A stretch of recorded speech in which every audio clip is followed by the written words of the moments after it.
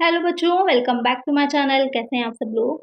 UP में जो LT grade की वैकेंसी आई है, जिसमें कि आप लोगों ने जिन बच्चों ने कॉमर्स से फॉर्म फिल किया है, उन लोगों के लिए मैं पीवाईक्यूज लेकर के आ रही हूँ, जिससे कि आपको ये आइडिया लग सके कि किस तरह के क्वेश्चन प्रीवियस में पूछे गए हैं और उसी के अकॉर्डिंग आप अपनी प्रिपरेशन कर सकें। कितना डीपली पूछा जाता है, कौन से टॉपिक ज़्यादा पूछे गए हैं, तो थोड़ा सा आपको आइडिया लग जाएगा आगे की प्रिपरेशन करने में। इसमें मैं 25 क्वेश्चन जो थे वो प्रीवियस वीडियो में लिए थे। आज के वीडियो में उसके आगे ये क्वेश्चन रहेंगे। तो आइए शुरू करते हैं, लेकिन शुरू करने से पहले चैनल को सब्सक्राइब ज़रूर से कर लीजिएगा, क्योंकि इस पर आगे आपके प्रैक्टिस सेट्स भी आएंगे जो आप लोग की एलटी ग्रेड की आई है, या फिर इसके अलावा जो टीजीटी पीजीटी का आप लोग का एग्ज़ाम होने ही वाला है। टीजीटी का या फिर पीजीटी का एग्ज़ाम आप लोग की जो डेट आ गई है, एग्ज़ाम होने वाला है, तो उसकी प्रिपरेशन भी आप लोग के लिए बहुत ही इंपॉर्टेंट है। तो आइए शुरू करते हैं, लेकिन शुरू करने से पहले चैनल को सब्सक्राइब ज़रूर से कर लीजिएगा और फ्रेंड्स तक वीडियो को शेयर भी करिएगा। फर्स्ट क्वेश्चन लेते हैं इसमें। ये क्वेश्चन मैंने आप लोगों से पूछा भी था कि discount allowed on reissue of forfeited shares is debited to. अपहृत अंशों के पुनः निर्गमन पर दी गई छूट को डेबिट किया जाता है। यानी कि जो शेयर्स जो होते हैं फॉरफिटेड यानी कि हड़प कर लिए जाते हैं, जितनी भी जैसे कि 10 रुपए का कोई शेयर है तो पूरे 10 रुपए एक साथ तो लिए नहीं जाएंगे, अलग अलग उस पे लिए जाते हैं। एप्लीकेशन मनी कुछ रहेगी आप लोगों की, जैसे कि एप्लीकेशन मनी 2 रुपए हो गई, अलॉटमेंट मनी रहती है, मान लीजिए 3 रुपए हो गई, तो 5 रुपए ये हो गए। बचे आपके फर्स्ट कॉल हो जाएगी, सेकंड कॉल, जितनी भी कॉल्स करना चाहें आप कर सकते हैं। तो बाकी कॉल्स में जितने पैसे माँगे गए हैं, उसको अगर नहीं दिया जाता है शेयर होल्डर के द्वारा, तो वहाँ पर कंपनी क्या करती है, अपने शेयर्स को फॉरफीचर कर लेती है, उसका हड़प कर लेती है। तो वहाँ पर उन हड़प किए गए अंशों को दोबारा से रीइश्यू अगर किया जा रहा है, तो वहाँ पर डिस्काउंट दिया गया है रीइश्यू करने में। वैसे तो डिस्काउंट आप नहीं दे सकते, पहले के टाइम में हम शेयर्स को इश्यू कर सकते थे डिस्काउंट पर, प्रीमियम पर, या फिर जो उसकी मेन वैल्यू है उसके ऊपर। लेकिन अब आप सिर्फ़ जो शेयर्स हैं उनको सिर्फ़ या तो प्रीमियम पे इश्यू कर सकते हैं, या तो जो उनका अंकित मूल्य है उस पर इश्यू कर सकते हैं। लेकिन जो रीइश्यू होता है वहाँ पर हम डिस्काउंट पर उसे रीइश्यू कर सकते हैं। तो ये दोनों में डिफ़रेंस ध्यान में रखिएगा, क्वेश्चन दोनों ही तरह से आपका बन सकता है।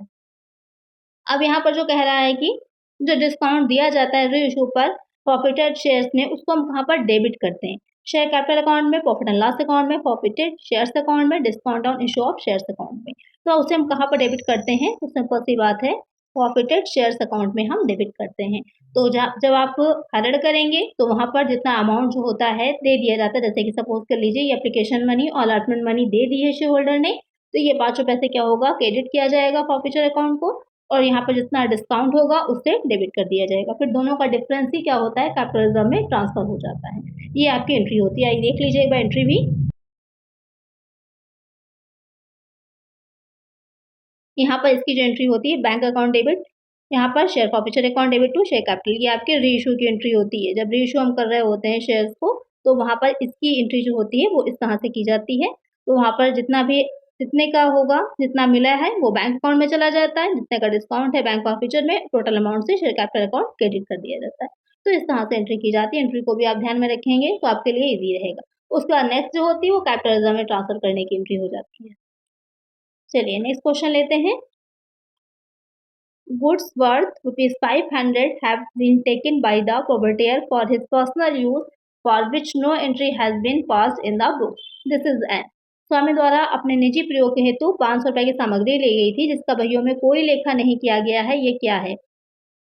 Error of compensation, error of principle, commission, omission. तो यहाँ पर एरर जो है उससे रिलेटेड क्वेश्चंस भी आते हैं, तो ध्यान में रखिएगा। एरर वाला टॉपिक बहुत ही इंपॉर्टेंट है पढ़ना।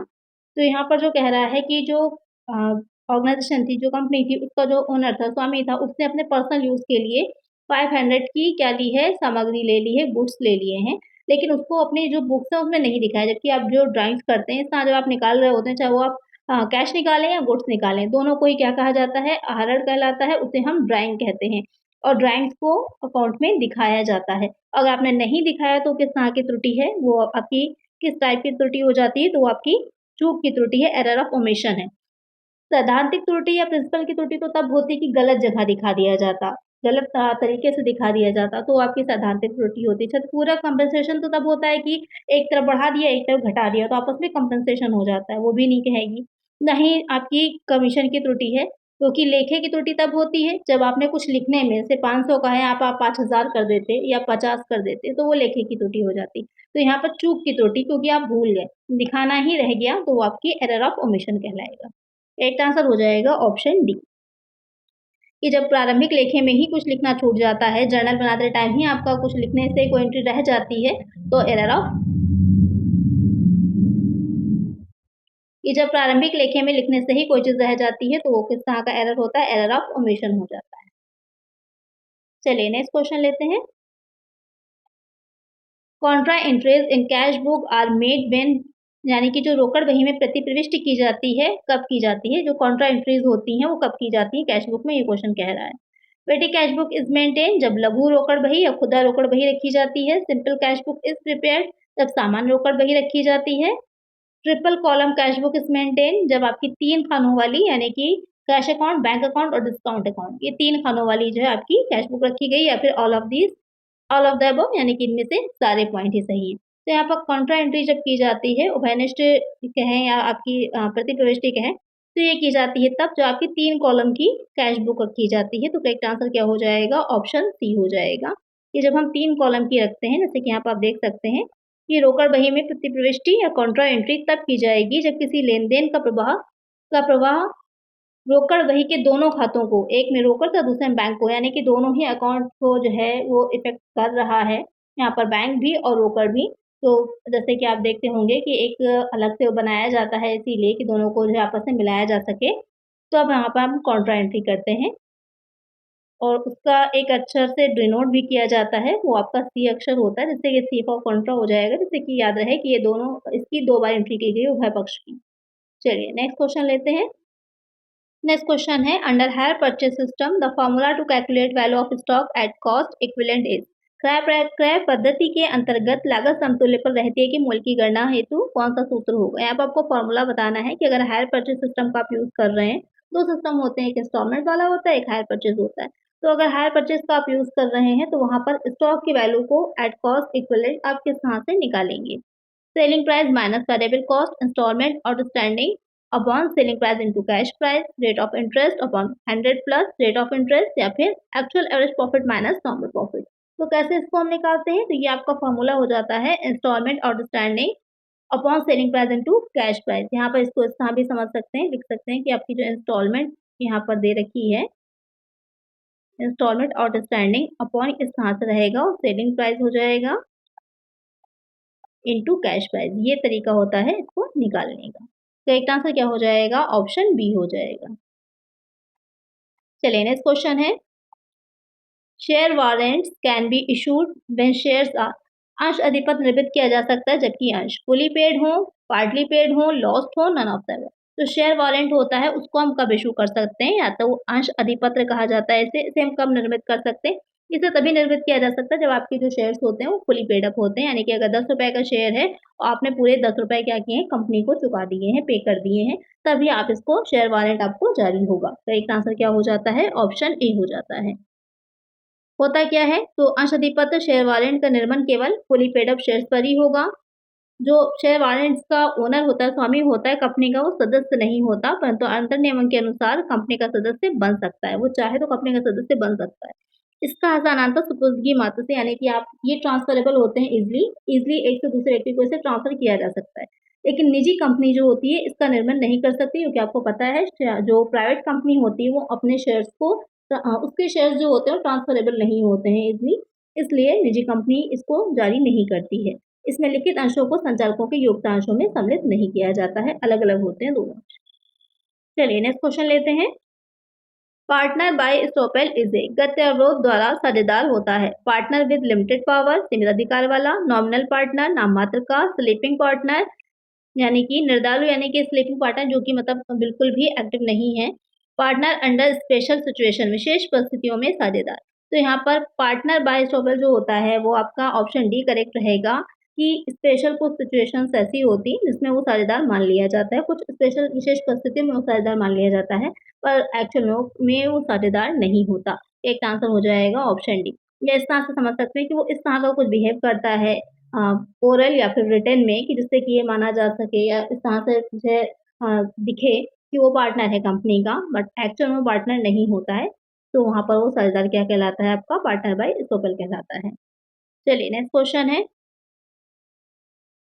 A partnership firm is illegal when, एक साझेदारी फर्म अवैध होती है जब any of the partner is from enemy country, कोई एक साझेदार शत्रु देश का होगा, एस्टैब्लिश्ड फॉर अनलिमिटेड पीरियड व असीमित समय के लिए स्थापित हो, देयर आर 7 पार्टनर्स, उसमें 7 साझेदार हो, registered under the partnership act, उसका निबंध साझेदारी अधिनियम के अंतर्गत हो। तो पार्टनरशिप जो होती है वो कब इल्लीगल मानी जाएगी यहाँ पर, मतलब अवैध है, वैध है ही नहीं, क्योंकि वैसे तो आपको पता ही होगा जो पार्टनरशिप फॉर्म होती है उसको रजिस्टर्ड कराना कंपल्सरी नहीं होता है, पूरी तरह से वॉलंटरी होता है, ऐच्छिक होता है। आप चाहें तो रजिस्टर्ड कराएँ और ना चाहें तो ना कराएँ। लेकिन जो आपकी एक चीज़ ध्यान रखिएगा, जो लिमिटेड लायबिलिटी होती है, लिमिटेड लिमिटेड लायबिलिटी पार्टनरशिप होती है, सीमित दायित्व वाली जो साझेदारी होती है, उसको रजिस्टर्ड कराया जाता है। तो दोनों में डिफरेंस ध्यान में रखिएगा कि किस तरह की साझेदारी पूछी जा रही है। यहाँ पर सिर्फ पार्टनरशिप की बात हो रही है, तो उसको रजिस्टर्ड कराना कंपल्सरी नहीं होता है, लेकिन इल्लीगल वो हो सकती कब होगी, अगर उसमें कोई पार्टनर ऐसा है जो कि एनिमी कंट्री का होगा, शत्रु देश का होगा, तो वो जो फर्म होती है वो इल्लीगल हो जाती है। एस्टैब्लिश्ड अनलिमिटेड पीरियड तो उसका कोई मतलब ही नहीं है, असीमित दायित्व समय के लिए भी हो सकती है, 7 पार्टनर्स भी हो सकते हैं, क्योंकि मिनिमम तो आपको पता ही है कि मिनिमम कितने पार्टनर्स होते हैं, 2 होते हैं। Registered under the partnership act तो आप रजिस्ट्रेशन करा सकते हैं, नहीं भी करा सकते, पूरी तरह से वॉलंटरी होता है। तो सही आंसर क्या होगा यहाँ पर, ऑप्शन ए हो जाए। यहाँ पे आप देख सकते हैं कि वो परिस्थितियाँ जिसमें अवैध माना जाता है, जो एक फर्म होती है उसको, कि अगर कोई एक साझेदार शत्रु देश का यानी कि एनिमी कंट्री का रहेगा पार्टनर, 2 से कम अथवा 50 से अधिक साझेदार यानी कि 50 से ज़्यादा आपके अगर पार्टनर्स हो गए, कुछ परिस्थितियों में ये संख्या बढ़ाकर 100 भी की जा सकती है, वरना ऐसे जनरली इसमें 50 ही माना जाता है, तो यहाँ पर कई बार कन्फ्यूज़न रहती है। तो 50 ही है, लेकिन कई बार कुछ विशेष परिस्थितियों में केंद्र सरकार बढ़ाकर इसको 100 भी कर सकती है। फिर आ जाता है एक को छोड़कर सभी साझेदारों के दिवालिया होने पर, न्यायालय द्वारा साझेदारी के समापन की घोषणा किए जाने पर, उद्देश्यों के अवैध हो जाने पर, साझेदारी फर्म श्रम हित व राष्ट्रहित के विरुद्ध हो जाए या फिर साझेदारी का संचालन अयोग्य व्यक्ति जैसे कि पागल या फिर आवेश के द्वारा किया जाए। तो ये सारी कंडीशंस वो हैं जबकि फर्म क्या होगी, इल्लीगल मानी जाएगी। चलिए नेक्स्ट क्वेश्चन लेते हैं। Which of the following is not included in the memorandum of association? निम्नलिखित में से कौन सा पार्षद सीमा नियम में शामिल नहीं किया जाता है? पार्षद सीमा नियम क्या होता है? एक कंपनी जो रजिस्टर्ड हो रही होती है, रजिस्टर्ड कराई जा रही होती है, तो वहाँ पर उसके लिए कुछ उसको पेपर्स होते हैं, कुछ डॉक्यूमेंट होते हैं जो तैयार करने होते हैं, उसी में एक आ जाता है आपका मेमोरेंडम ऑफ एसोसिएशन, इसको शॉर्ट में MOA भी बोला जाता है। तो जैसे कि नाम से ही क्लियर है, सीमा, ये कंपनी की एक ये कंपनी की एक सीमा डिसाइड करती है कि इसके बाहर कंपनी कोई काम नहीं कर सकती। इसमें कई वाक्य होते हैं। तो यहाँ पर जो क्वेश्चन पूछा गया है कि इसमें कौन सा शामिल नहीं होता? नेम कॉज, जुरिडिक्शन कॉज, क्षेत्राधिकार वाक्य, ऑब्जेक्ट कॉज, लायबिलिटी कॉज। तो इसमें से कौन सा कॉज जो है वो शामिल नहीं होगा? तो नेम कॉज भी होता है जहाँ पर नाम होगा, किस उद्देश्य से बनाई गई ये भी होता है, दायित्व क्या है इसका ये भी होता है। क्या नहीं होता इसमें? क्षेत्राधिकार वाक्य नहीं होता। तो एक आंसर क्या होगा? ऑप्शन बी हो जाएगा। कौन-कौन से होते हैं एक बार वो देख लीजिए। 6 वाक्य होते हैं इसमें।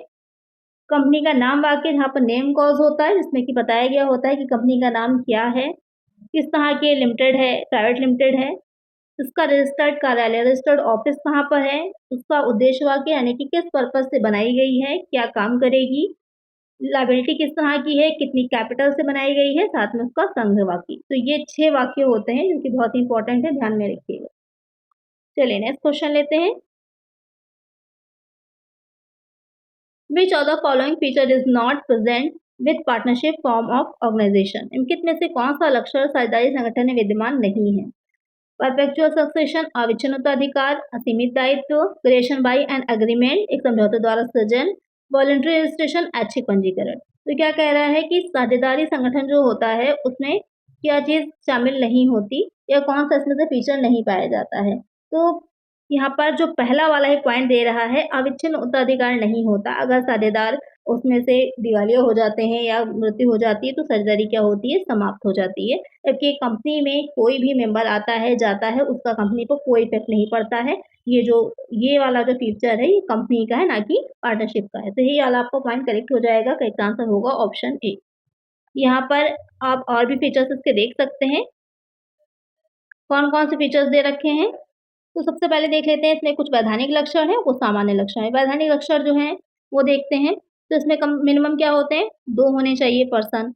यहाँ इनका जो बिज़नेस है वो लीगल होना चाहिए। समझौते द्वारा साझेदारी का सृजन, आपस में क्या होता है? एक एग्रीमेंट होता है। पर्पस क्या होता है? लाभ कमाना होता है। बिना लाभ के उद्देश्य से जो बनता है वो आपकी साझेदारी नहीं कहलाती है। जो उद्देश्य के जो है उससे बनते हैं, क्या लाभ होना चाहिए, जो आपके बिना लाभ का उद्देश्य होता है, सहकारी समितियाँ, कोऑपरेटिव सोसाइटीज़ बनाई जाती हैं वो। तो यहाँ पर उद्देश्य जो होता है लाभ कमाना होता है। कारोबार के लाभों को आपस में बाँटना, उसका जो प्रॉफ़िट होता है वो आपस में शेयर करते हैं। शेयर कैसे करना है वो आपस में पार्टनरशिप डीड में डिसाइड करेंगे, या नहीं बनाएँगे तो फिर आपस में कुछ न कुछ उनका रहेगा। तो बराबर उसमें डिवाइड करते हैं, दोनों ही तरह से रहता है। फिर एक साझेदार फर्म का एजेंट या स्वामी होता है, यानी कि जो भी पार्टनर कोई भी काम करता है वो पार्टनरशिप की तरफ से ही करता है। बाकी पार्टनर्स भी उसके लिए उतने ही उत्तरदायी या फिर ये कहिए कि लायबल होते हैं। फिर आ जाते हैं इसके सामान्य लक्षण। सामान्य लक्षण क्या होंगे? असीमित दायित्व होता है, अनलिमिटेड लायबिलिटी होती है, तो इसमें तो आपके 2 पॉइंट आ जाते हैं। एक लिमिटेड लायबिलिटी वाली फर्म भी होती है, लेकिन यहाँ पर बात एक नॉर्मल साझेदारी की जा रही है, तो क्वेश्चन पर डिपेंड करेगा कि क्या रहेगा। फिर आ जाता है कि कार्य संचालन सभी या एक के द्वारा, कोई एक भी कर सकता है, मिलकर सब भी कर सकते हैं। अलग से अस्तित्व नहीं होता, फर्म का कोई निश्चित नाम, आप एक फर्म जो होती है उसका जो भी पार्टनरशिप फर्म होती है तो एक नाम तो होगा ही। आपस में उन्हें एक ट्रस्ट होना चाहिए। व्यक्ति ही साझेदार, कोई कंपनी साझेदार नहीं बन सकती, व्यक्ति ही होते हैं। एक-दूसरे के हित का हस्तांतरण इसलिए नहीं होता इसमें। स्वैच्छिक पंजीकरण संगठन, यहाँ पर रजिस्टर्ड करवाना कंपल्सरी नहीं है, वॉलंटरी होता है। तो ये सारी इसकी क्या है, जर्नल फीचर्स कह सकते हैं या फिर कैरेक्टरिस्टिक्स कह सकते हैं। तो आपकी समझ में आ गया होगा, इससे कहीं से भी क्वेश्चन पूछेगा तो आप आसानी से इसको समझ सकते हैं। नेक्स्ट आ जाता है, inspiring is an integral element of, प्रेरणा एक अंतर्निहित तत्व है। प्रेरणा एक अंतर्निहित तत्व है स्टाफिंग का, आयोजन का, निर्देशन का, नियंत्रण का। तो इंस्पायरिंग क्या होता है? ऐसे कोई भी काम जो होता है आपको आता भी हो, लेकिन तब भी क्या होता है, थोड़ा सा डिफिकल्ट लगता है। लेकिन जब आपको कोई एक डायरेक्शन दे, डायरेक्ट करे, आपको बताए कि कैसे करना है, तो आप इजीली उस काम को कर लेते हैं। तो मोटिवेशन बहुत ही इंपॉर्टेंट होता है, इंस्पिरेशन या इंस्पायर करना भी वहीं से आता है, तो वो डायरेक्टिंग में रहता है। डायरेक्टिंग निर्देशन का एक अंतर्निहित तत्व है कि आपका जो लीडर है, जो आपको डायरेक्ट कर रहा है, जो डायरेक्टर है, वो कितने अच्छे से आपको चीज़ों को बता पाता है। एक आंसर हो जाएगा यहाँ पर ऑप्शन सी। इसमें 4 चीज़ें शामिल की गई हैं। कौन-कौन सी? सुपरविज़न आ जाता है, कम्युनिकेशन आता है, लीडरशिप आती है और मोटिवेशन या फिर इंस्पायरिंग आती है। सुपरविज़न, क्योंकि वो देखेगा आप उसके अंडर में काम कर रहे हैं। कम्युनिकेशन बहुत ही इंपॉर्टेंट है, अगर सही टाइम पर सही आपको इन्फॉर्मेशन नहीं कन्वे की जाएगी, तो वहाँ पर आप काम भी सही से नहीं कर पाएँगे। लीडरशिप तो बहुत ही इंपॉर्टेंट है, अगर आपका लीडर अच्छा है, तो आप कुछ भी लाइफ में अचीव कर सकते हैं। जैसे कि एक टीम होती है, टीम का जो कैप्टन होता है, वो बहुत ही इंपॉर्टेंट होता है, तो टीम को जिताने के लिए। और अभी प्रेरणा मोटिवेशन तो वो तो भी मैंने समझा ही दिया आपको। चलिए नेक्स्ट क्वेश्चन है,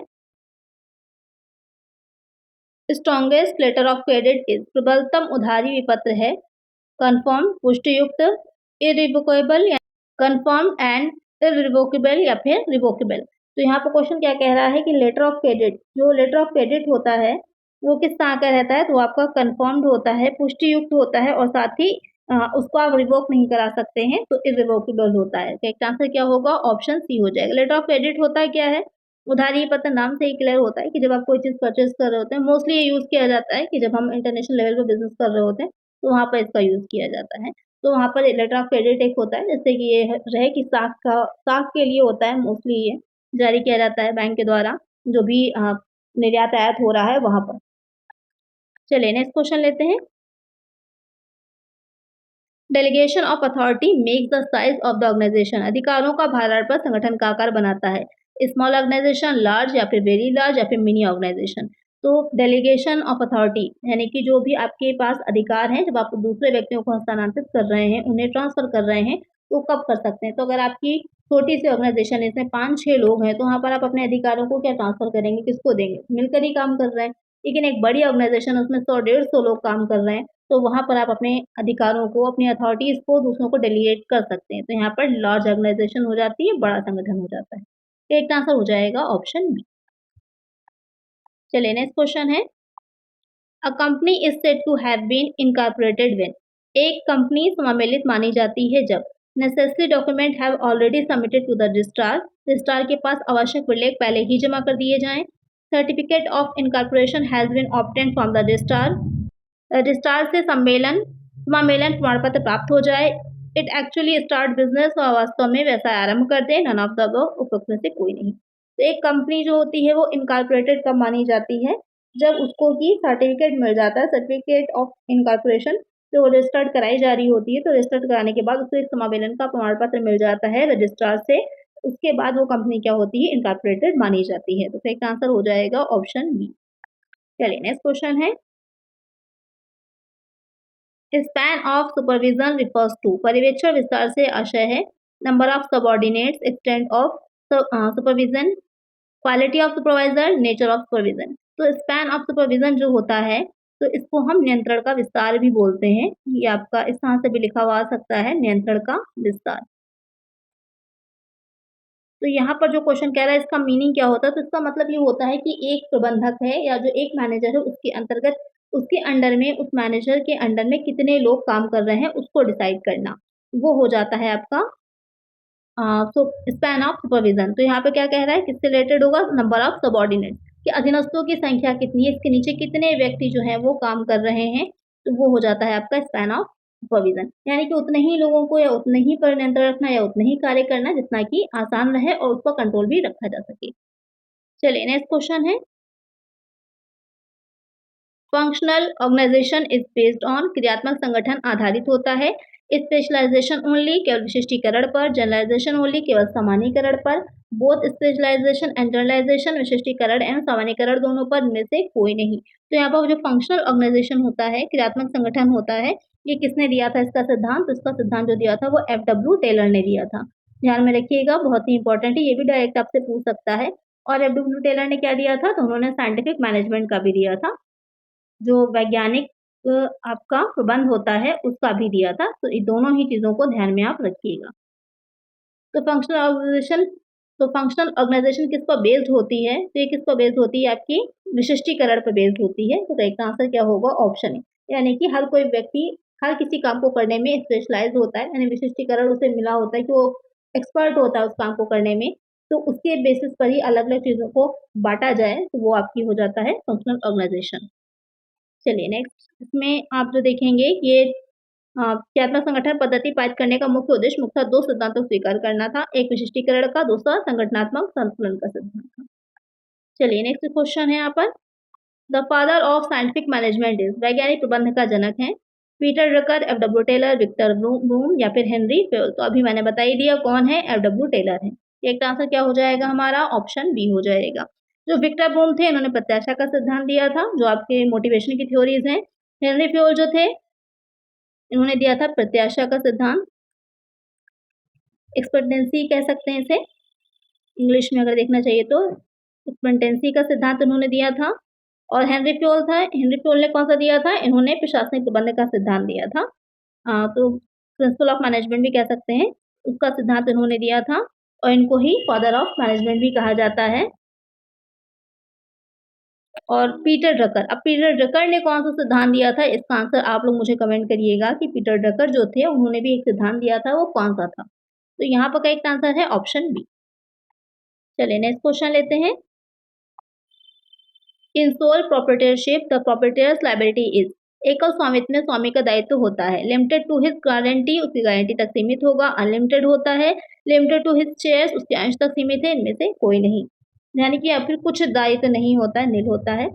तो एकल स्वामित्व में स्वामी को जो दायित्व होता है, तो आपको पता है ये एक अकेला व्यक्ति है, एक ही पर्सन है, तो सारा ही दायित्व क्या होता है, उसका खुद का ही रहेगा, किसी और का नहीं होता, तो अनलिमिटेड होता है। एक आंसर क्या हो जाएगा? ऑप्शन बी हो जाएगा। चलिए नेक्स्ट क्वेश्चन है, the structure of an organization in which there is separation of ownership and management is called, एक संगठन संरचना जिसमें स्वामित्व और प्रबंधन को अलग अलग किया जाता है कहलाता है, यानी कि जो ओन कर रहा है ओनरशिप अलग है और मैनेजमेंट अलग है। तो कोई बड़ी संस्था जब होगी, लार्ज स्केल पे कोई बिजनेस हो रहा होगा, तो वहाँ पर दो अलग अलग लोगों की आवश्यकता होगी, जो स्वामी होंगे अलग होंगे, काम करने वाले जो होंगे वो मैनेजमेंट अलग होगा।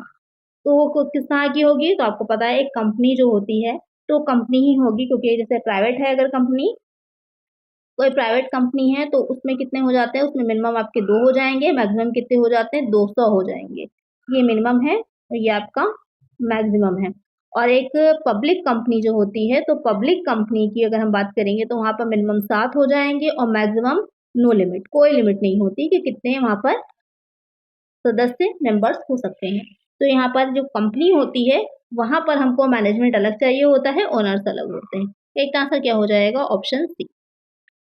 चलिए नेक्स्ट क्वेश्चन है, how many P's are there in marketing mix of services?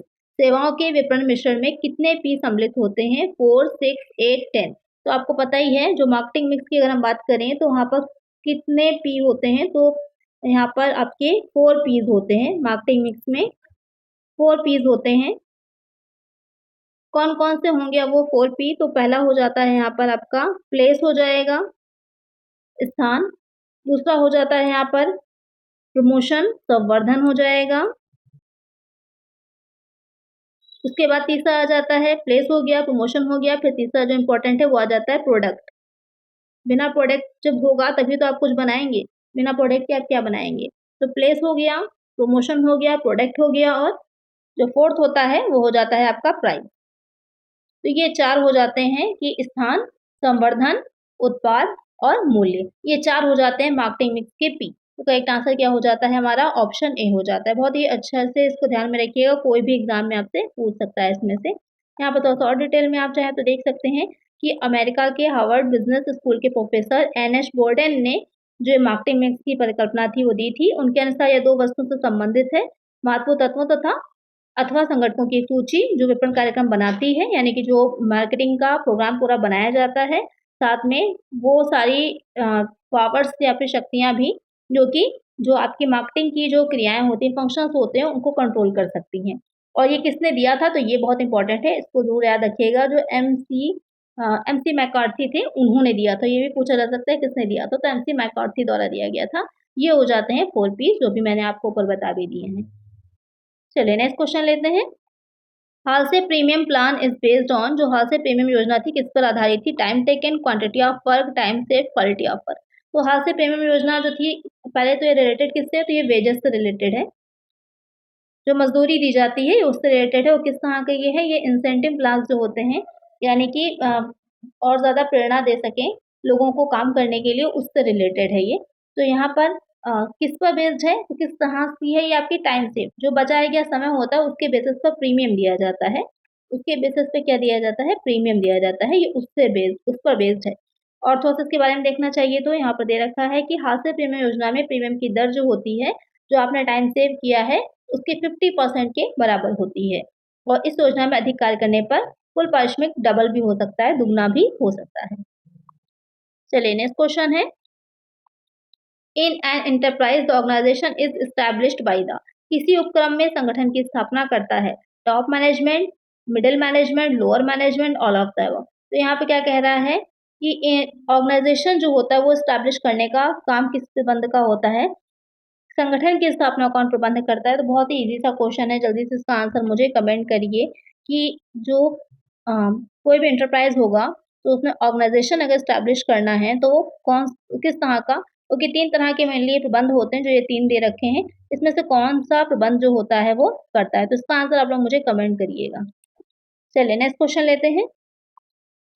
Line and staff organisation is most suitable for, रेखा एवं कर्मचारी संगठन सबसे उपयुक्त होता है स्मॉल एंटरप्राइजेस के लिए, मीडियम साइज के लिए, लार्ज के लिए, कॉटेज एंटरप्राइजेस के लिए। लाइन एंड स्टाफ ऑर्गेनाइजेशन जो है वो आपका लाइन ऑर्गेनाइजेशन का ही एक कहेंगे कि विस्तृत रूप है, थोड़ा सा उसी को एक्सपेंड किया गया है। और ये किसके लिए उपयुक्त रहेगा? जो लार्ज साइज होती हैं उनके लिए होता है, क्योंकि इसमें क्या होता है कि अलग से विशेषज्ञ जो होते हैं वो भी अपॉइंट किए जाते हैं जो कि सलाह देते हैं, जिनका काम सिर्फ होता है कि सलाह देना जो लाइन कर्मचारी होते हैं उनको, और इनका कोई काम नहीं होता मानने के लिए, ये कंपल्सरी नहीं होता कि माने, लेकिन ये इसको सलाह दे सकते हैं। तो एक आंसर क्या हो जाता है? ऑप्शन सी हो जाएगा। एक्सपर्ट्स जो होते हैं वो नियुक्त किए जाते हैं। नेक्स्ट हो जाता है marketing deals with the study of, विपणन निम्नलिखित में से किससे संबंधित है? कंज्यूमर बाइंग बिहेवियर, उपभोक्ता का गैर संबंधी व्यवहार, सेल्स मैनेजमेंट, विक्रय प्रबंध, कंज्यूमर सेटिस्फैक्शन, उपभोक्ता की संतुष्टि, ऑल ऑफ द अबव। तो यहाँ पे क्या कह रहा है कि marketing deals with the study of, कि विपणन जो है वो किससे संबंधित होता है, किससे रिलेटेड है? तो मार्केटिंग, पहली बात तो इसमें 2 आपकी विचारधाराएँ रहती हैं, 2 तरह की जो थ्योरीज़ दी गई हैं। जो आप लोग की ट्रेडिशनल थ्योरी है, पुरानी विचारधारा है, उसके अनुसार क्या रहता है, ये माना जाता है कि सिर्फ़ क्रय और विक्रय को ही शामिल किया जाता है मार्केटिंग में, कि आपने सेल करी और परचेज़ किया। सिर्फ़ ये 2 चीज़ें ही आपकी शामिल होती हैं, जो मार्केटिंग होती है उसमें। लेकिन अगर हम बात करें यहाँ पर आपके जो मॉडर्न अप्रोच है, उस मॉडर्न अप्रोच की अगर हम बात करते हैं, तो वहाँ पर किसी भी चीज़ को बनाने का जो पहली बार आइडिया आता है, वहाँ से शुरुआत हो जाती है मार्केटिंग की। जो आइडिया जनरेशन होता है, उससे लेकर के आपने आइडिया आया, आपने जो है उस प्रोडक्ट को बनाया, उसको टेस्ट किया, उसके बाद मार्केटिंग की बाकी की जो चीज़ें होती हैं, उसका प्रमोशन किया, उसको जो है पैकेजिंग करी, वो सारी चीज़ें करने के बाद आपने उसको सेल भी कर दिया। सेल करने के बाद जो आपकी सेल करने के बाद की भी जो आफ्टर सर्विसेज़ होती हैं, जो वारंटी गारंटी दी जाती है, वहाँ तक जो होता है मार्केटिंग का काम चलता रहता है। तो ये आपकी मॉडर्न अप्रोच हो जाती है। तो ये 2 तरह की आपकी अप्रोचेज़ रहती हैं। तो यहाँ पर क्या कह रहा है किसकी स्टडी करती है, तो यहाँ पर वो उपभोक्ता का क्रय व्यवहार जब वो आइडिया जनरेट कर रही है, तो ये देखती है कि किस तरह की प्रोडक्ट जो है वो कंज़्यूमर ज़्यादा परचेज़ करना पसंद करता है, मार्केट से खरीदना चाह रहा है, अभी किस चीज़ की नीड है या क्या प्रॉब्लम्स हैं जिसको सॉल्व किया जा सकता है, वो सारी चीज़ें देखेगा। विक्रय प्रबंध कैसे सेल्स को कैसे मैनेज करनी है और कंज़्यूमर सैटिस्फाइड कैसे होगा, ये सारी चीज़ें आ जाएँगी, तो करेक्ट आंसर हमारा ऑप्शन डी हो जाएगा। अब परचेज़ डिटेल में समझ में आ गया होगा कि मार्केटिंग क्या होती है। चलिए नेक्स्ट क्वेश्चन है, यहाँ पर आप और भी देख सकते हैं कि और चीज़ें क्या होती हैं, उपभोक्ता का क्या संबंधी व्यवहार हो गया, विक्रय प्रबंध हो गया, उपभोक्ता संतुष्टि हो गई, समाज के जीवन स्तर में वृद्धि, बेहतर जीवन यापन का अवसर, ये सब चीज़ें भी आती हैं इसमें। नेक्स्ट क्वेश्चन है, an organization that has developed capacity to adopt and changes is described as. जो संगठन अनुकूल बनने और परिवर्तन की क्षमता विकसित कर लेता है, उसे कहते हैं virtual organization, learning organization, developing organization, changing organization. यहाँ पे क्या कह रहा है कि वो ऑर्गेनाइजेशन क्या कहलाएगा, जो क्या डेवलप कर सकता है, capacity to adopt and change. उस जिसके में ये कैपेसिटी डेवलप कर लेता है कि जो चीज़ें चेंजेस आ रहे हैं, उनको या फिर नई-नई जो भी परिवर्तन हो रहे हैं, उसको ईज़िली अडॉप्ट कर ले और चेंज करके उसी के अकॉर्डिंग अपने प्रोडक्ट को बदल सके। तो वो ऑर्गेनाइज़ेशन क्या कहलाती है, उसको लर्निंग ऑर्गेनाइज़ेशन बोला जाता है, शिक्षार्थी संगठन बोला जाता है। करेक्ट आंसर हो जाएगा ऑप्शन बी। बहुत से ऐसे प्रोडक्ट आपने देखे हैं जो बहुत टाइम पहले भी जैसे आ रहे थे, वैसे ही सेम टू सेम वैसी पैकेजिंग भी उसी तरह से आ रहे हैं, उसमें इम्प्रूवमेंट नहीं होता। लेकिन बहुत सी ऐसी चीज़ें भी आप देखते हैं इसमें टाइम टू टाइम बहुत अपडेट होकर के वो काफ़ी चेंज हो चुकी है, चाहे वो पैकेजिंग हो, प्राइस हो, अ, अलग-अलग उसके नए-नए और भी जो वैराइटीज़ आ गई हैं, वो क्या है टाइम की डिमांड है, जिस तरह से टाइम बदल रहा है, कंज़्यूमर की जो भी नीड बदल रही हैं, फैशन बदल रहा है, उसी के अकॉर्डिंग वो भी चेंज होते रहते हैं। चलिए नेक्स्ट क्वेश्चन है, the world trade organization WTO started functioning legally on. विश्व व्यापार संगठन डब्ल्यूटीओ ने विधिवत कब कार्य प्रारंभ किया था? 1 जनवरी 1995 में, 1 जनवरी 1995 में, 1999 में या फिर नन ऑफ द अबव, उसमें से कोई नहीं। तो यहाँ पर कब इसने काम करना शुरू किया था? तो 1 जनवरी 1995 में काम करना विधिवत रूप से शुरू किया था। तो करेक्ट आंसर क्या हो जाता है? ऑप्शन बी हो जाता है। ये जो आपका डब्ल्यूटीओ था, वर्ल्ड ट्रेड ऑर्गेनाइजेशन, ये कैसे बना था या किस तरह से बना था? तो सबसे पहले जो आपका गैट था, उस गैट को ही परिवर्तित करके गैट को परिवर्तित करके ही आपका ये बनाया गया था डब्ल्यूटीओ। तो ये भी कभी-कभी क्वेश्चन बनता है, इसको भी ध्यान में रखिएगा। यहाँ पर आप देख सकते हैं, इसमें यहाँ पर डिटेल में भी दे रखा है कि 1 जनवरी 1995 को उसने काम करना शुरू किया गया है। क्यों बनाया गया था? तो अ, वैश्विक स्तर पर यानी कि जो वर्ल्ड लेवल पे जो भी बिज़नेस में आ रहे थे, प्रॉब्लम्स आ रहे थे, बैरियर्स आ रहे थे, उन सबको ध्यान में रखते हुए एक सरकारी संगठन अंतर सरकारी जो अलग-अलग गवर्नमेंट थी, उन्होंने मिल कर के इस संगठन को बनाया था। इसका मुख्यालय कहाँ है? जिनेवा में है। इसने इसका जगह ली थी जो गैट 1947 में था, उसका स्थान लिया था। तो यहाँ पर आपके ये क्वेश्चंस कंप्लीट होते हैं। इसके आगे के जो क्वेश्चंस हैं वो हम नेक्स्ट वीडियो में कवर करेंगे। काफ़ी अच्छे क्वेश्चंस हैं, अच्छे लेवल के हैं। इसको अच्छे से सॉल्व करिएगा तो काफ़ी सिलेबस भी आपको समझ में आएगा और अच्छे से समझ में आएगा कि कहाँ-कहाँ से क्वेश्चंस जो थे वो लिए गए थे। और अब जो सिलेबस में थोड़ा बहुत चेंजेस हुए हैं, तो वो सिलेबस मैंने आप लोग का प्रोवाइड करवाया है वीडियो में, जिसमें आप देख सकते हैं कि क्या-क्या चीज़ें वहाँ पर दे रखी गई हैं। अगर वो वीडियो नहीं देखी है तो ज़रूर से देख लीजिएगा, काफ़ी इंपॉर्टेंट वीडियो है। इससे आपको सिलेबस अच्छे से क्लियर हो जाएगा। तो आज की वीडियो में इतना ही। आई होप वीडियो अच्छी लगी होगी, क्वेश्चंस अच्छे लगे होंगे। आगे के क्वेश्चंस भी आपको मिले और जो प्रैक्टिस सेट आने वाले हैं वो भी मिलते रहें। इसके लिए चैनल को सब्सक्राइब ज़रूर से कर लीजिएगा और फ्रेंड्स के साथ वीडियो को शेयर भी करिएगा। चलिए मिलते हैं नेक्स्ट वीडियो में। Thank you.